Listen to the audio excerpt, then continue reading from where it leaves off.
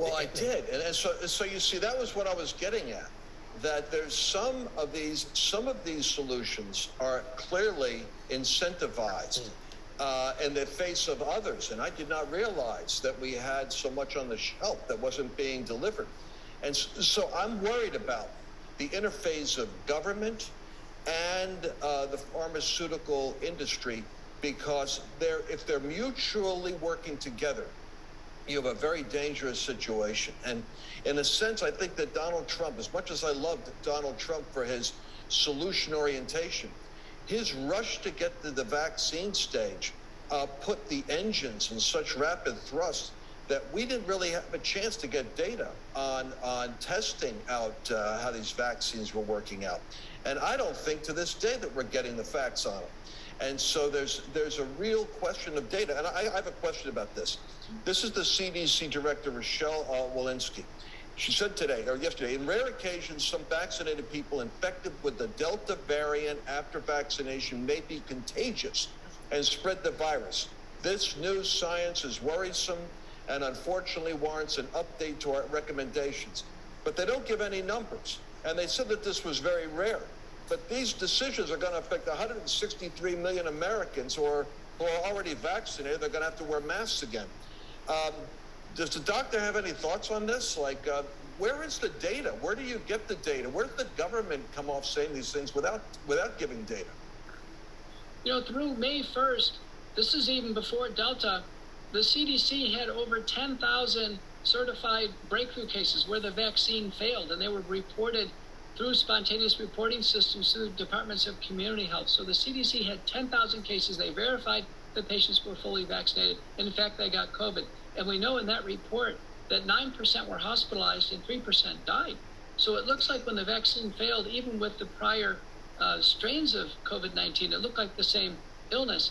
Now that we fast forward, the CDC after that has said that they're not going to report any more vaccine failure cases. They're not going to. It's too labor intensive. So the CDC makes an assumption that when patients get COVID-19, they're all unvaccinated because they don't have a way of ascertaining their vaccination status. So that's led to this false narrative that this is a crisis of the unvaccinated, or that 99%. Okay, wait a minute. Dr. McCullough, you lost us back on they're not going to report any more vaccine failures. Did I understand you correct?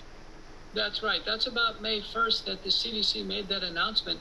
And part of it is because it was too labor intense. When someone gets a COVID-19 test and that gets reported through the data systems, the person who's getting the COVID-19 test, there's no checkbox that checks if they've been vaccinated or not. So anybody listening to this who's been vaccinated and subsequently had a COVID-19 test, no one's asking the question, so it's not reported.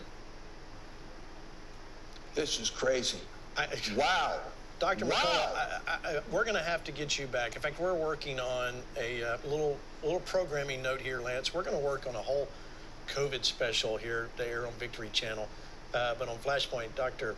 McCullough, I only got a few more minutes. I don't want to go to any other roll-ins. I want to keep going because this is wow. This is crazy. Let me address that CDC statement about spreading, Please. About vaccinated patients actually contracting Delta. We had some hints that this could happen because Delta was on the rise, and there was a wedding in Houston where everyone had to be vaccinated. Some people left and they developed COVID.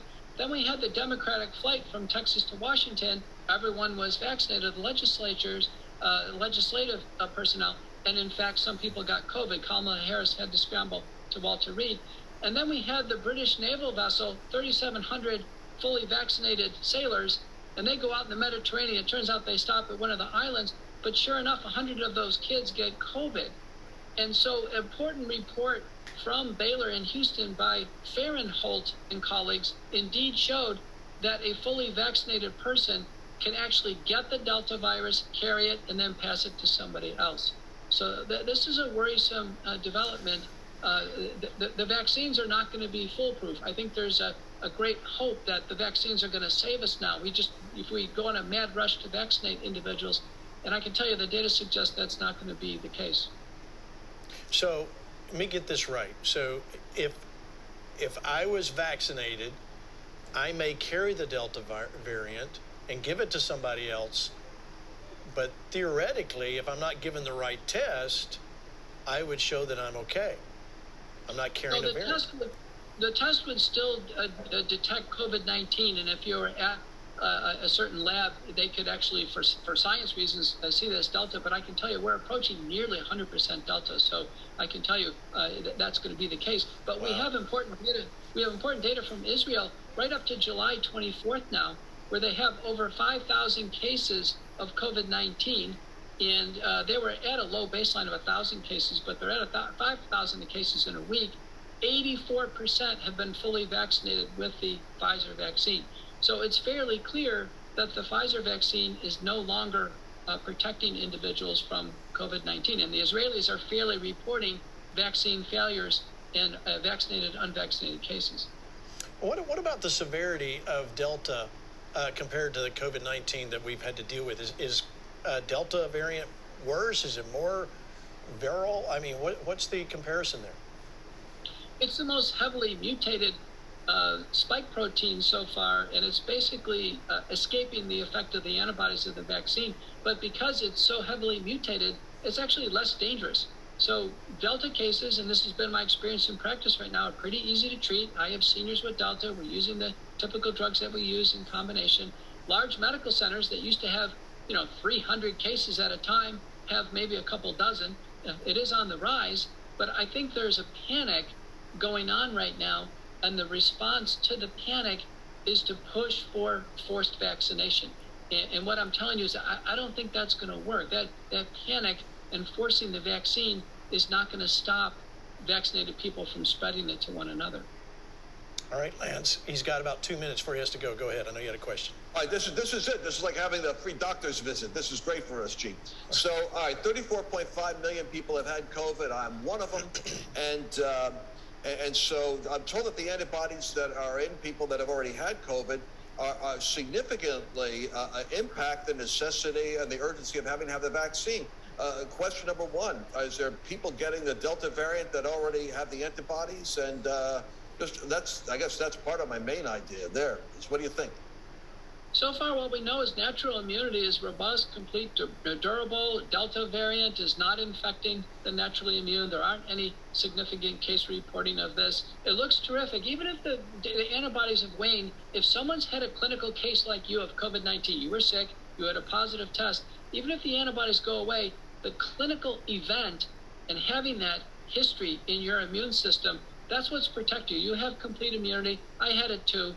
There's absolutely no reason for us to take the vaccine. In fact, the FDA and the companies, they excluded people like us from the randomized trials. They knew the vaccines would not benefit individuals. And there's 3 studies showing if you vaccinate in somebody who's already had the infection, you cause harm. So it's clear. Under no circumstances should a COVID recovered a person with a solid history like you ever receive the vaccine. Aye vey. Oh, man. And how about the government employees? Listen, how about those 4 million government employees who had COVID that right now have to be forced to take a vaccine? I think that's a violation of their own rights. Yeah, I agree. If the federal government has a fair exemption process, they'll completely exempt individuals who are COVID recovered because they were excluded from the clinical trials. Keep in mind that pregnant women of childbearing potential, even people with antibodies who didn't have a solid case, they were all excluded from the registrational trials. So a COVID mandate can never mandate the vaccine in groups that weren't studied in the clinical trials because it's not safe, it's not good clinical practice. In fact, these are investigational vaccines, and when a person approaches a consent form, they need to realize that consent form says that the vaccine is optional, it's voluntary, and that it can't be mandated. All right, Dr. Peter McCullough, sir, we want you back soon. You've just opened up our minds here to so many more options. Thank you for being on the program. I know you've got a lesser known network you need to go be on their program as well, but thank you for stopping by. Dr. Peter McCullough, thank you, sir. Lance, so many things happening here. I don't know. I mean, did you hear all that? I mean, No, it was shocking. Hey, this comment that you can't listen. By the way, you should tell people he's going on Laura Ingraham. That's where he's going. The lesser known. I can't believe you said that. But Anyway, but the thing that really shocked me the most is, did I hear him correctly say that they're no longer even recording data? Yes. That's like Ralph Nader saying, we're no longer looking at crashes of cars, forget the seatbelts, why should we count it? It's all confusing. That's right. No longer looking at Pintos exploding. No longer need to look at that. This is crazy talk. This is crazy talk. And to have Biden imply that you're kind of stupid for not wanting to get the vaccine, totally shocking. Because is the idea that it could do harm to somebody who's already recovered by the strength of God. They prayed, they went through it, and then they're going to have the government force them to compromise their own health. See, now I didn't have like what you had. I went during one of my mini tests because I was around somebody that had COVID. They said, I said, test for antibodies. And they did. They said, oh, yeah, you've got the antibodies. You must have had it. I'm like, hey, I didn't know that. So here I am. I'm this flies in the face of mainstream media, in the medical profession, the government. Oh, man.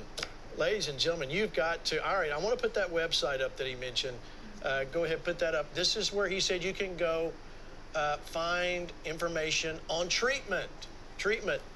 Yeah, not on vaccination. This is, you want to get this natural ways to do it, and things have to be done through your doctor. So I haven't looked at it yet. We just put it on there. So, and we will put this on our resource page, on Flashpoint's resource page as well on the website. All right. So I want to